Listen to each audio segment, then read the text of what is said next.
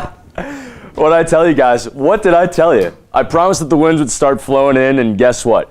Every fall sports team won this past weekend. Men's and women's soccer, football, field hockey, volleyball, all of them. You know, I can't help but feel partially, maybe even entirely responsible for this. Thanks for tuning in.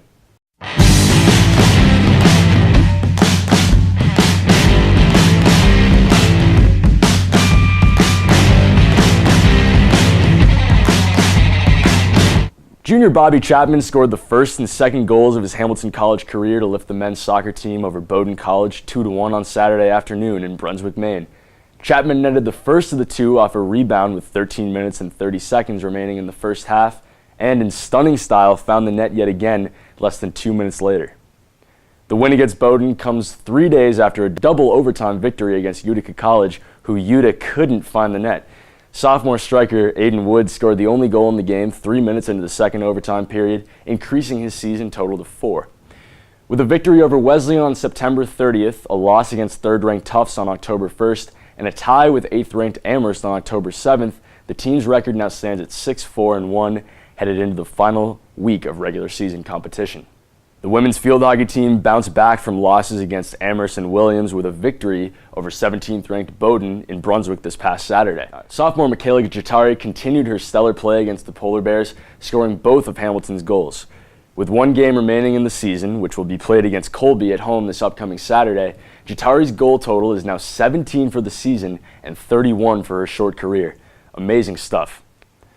This brings us to our newest segment called How About That? The assist on Jatari's first goal against Bowdoin was credited to senior Maggie Rivera, bringing her career assist total to 18 and placing her 5th on Hamilton's all-time assist leaderboard. How about that? That's pretty cool, right? How about it? How about that? The men's football team and the women's football team both said hola to the W column on Saturday against Bowdoin too.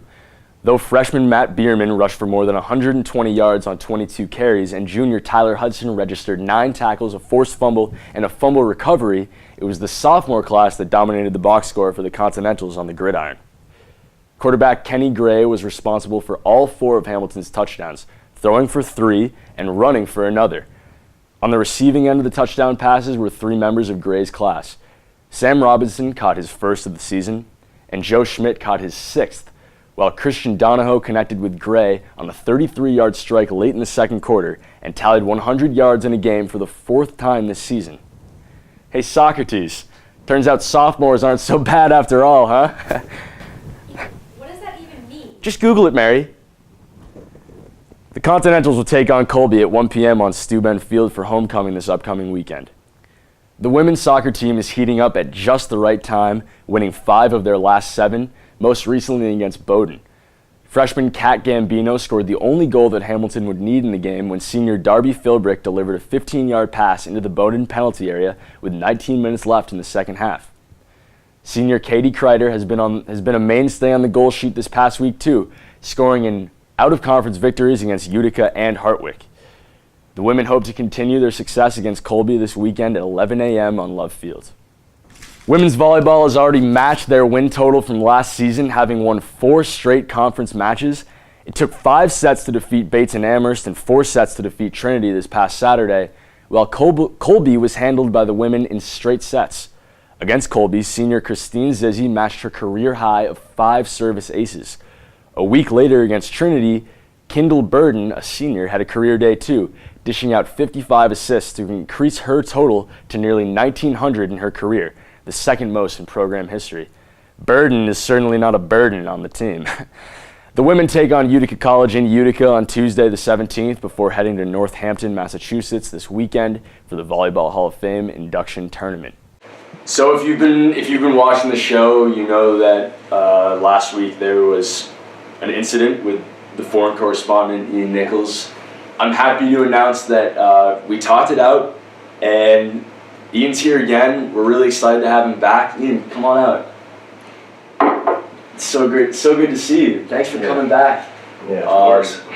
Yeah, I just want I want to apologize on air and tell you I think you're doing a really good job, and I thought you did a really nice job the last time. Your accent sounds good. You're doing some really good reporting, so we're really happy to have you here. You should take it away. Okay, yeah, thanks, Evan. Hello, fellow Continentals, and welcome back to another chapter of the popular Tim Hortons International Feature of the Week.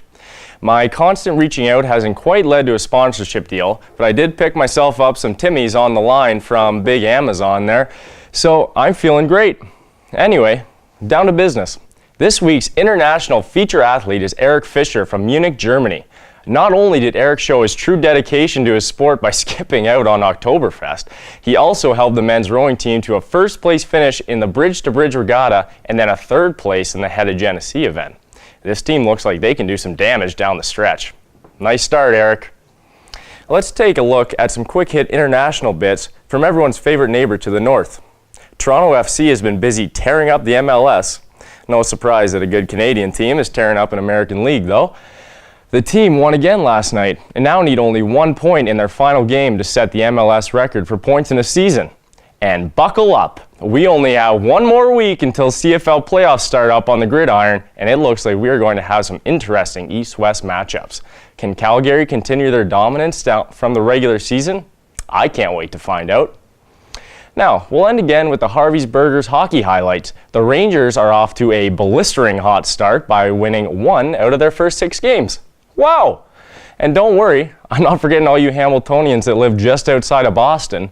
The Bruins have had an equally impressive start to the season by going 2-3 in their first 5 games. Will these 2 squads ever slow down?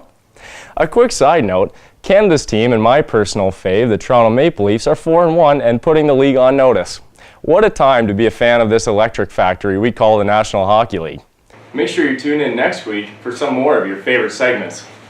Oh, look who's back. Hey, do you mind if I finish up here? Yeah, hey. You guys you're a scrappy bunch. Oh, yeah, that's how we do it up north. I'm sorry, So, I shouldn't have gotten so carried away. Yeah, well, no, you know what? The floor is all yours, pal. Up next, I got the chance to sit down with a senior soccer forward who earned her first assist of the season this past Saturday against Bowdoin. If you've been paying attention, you know that this week's Continental Conversation is Darby Philbrick.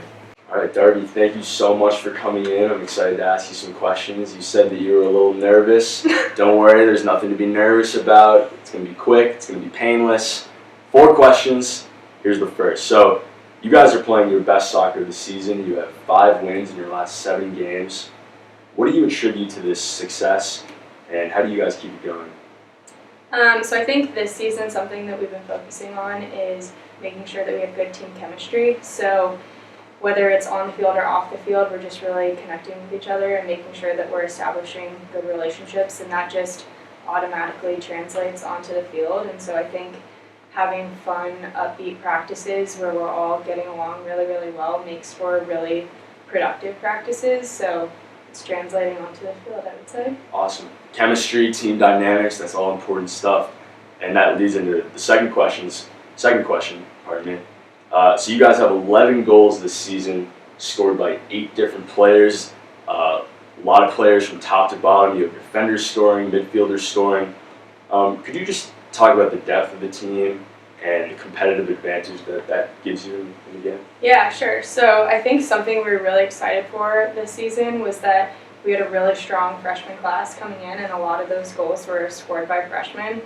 And them coming in and being so strong just automatically elevated everyone's game. And so because practices are so productive and everyone's really fired up and ready to go, I think it just elevates everyone's level of play.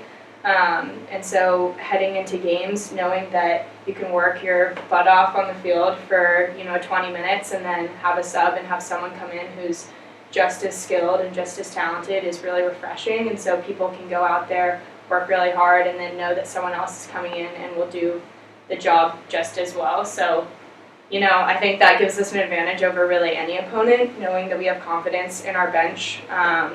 Whether you're getting, 60 minutes or you're getting 14, everyone is just as valuable. So awesome. And some of your best play this season has come late in games.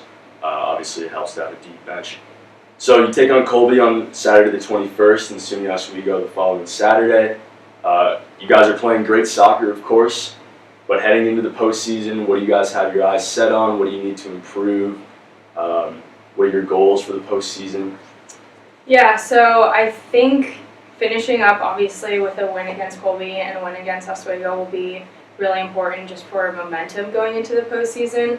What we're aiming for is to, right now we're ranked 6th, and we don't want to be the 8th seed because that would mean that we'll play Williams, who's ranked number 1, and that's kind of the position that we've been in for the past couple of years. And so not having to play that top team right away is a huge goal of ours, and having the energy and the ability to play someone else will be big for us. And I think that really anything goes in the NESCAC, so whoever we play first will be ready for, as long as we go in with that same team dynamic that we've been building up. And if we just focus on getting shots off, like as cool as it is that a lot of people have scored, we need to shoot the ball more often, and that will bring us more success, because a couple of our games have gone into double overtime, and so putting the ball in early will be very helpful for us. Right. All right, well, final question. I like to stay up to date on Hamilton gossip, keep my ear to the ground, and I heard something about you.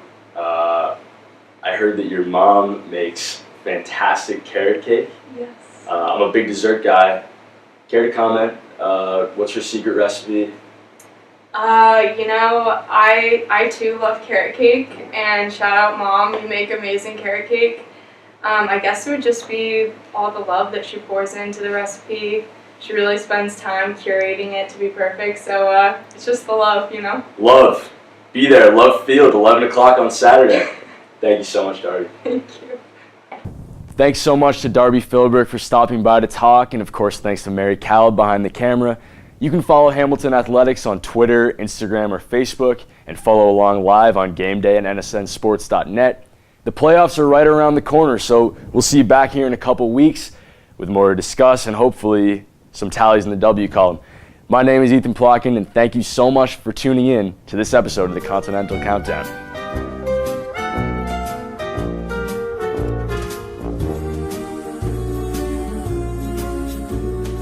You've got a friend in me.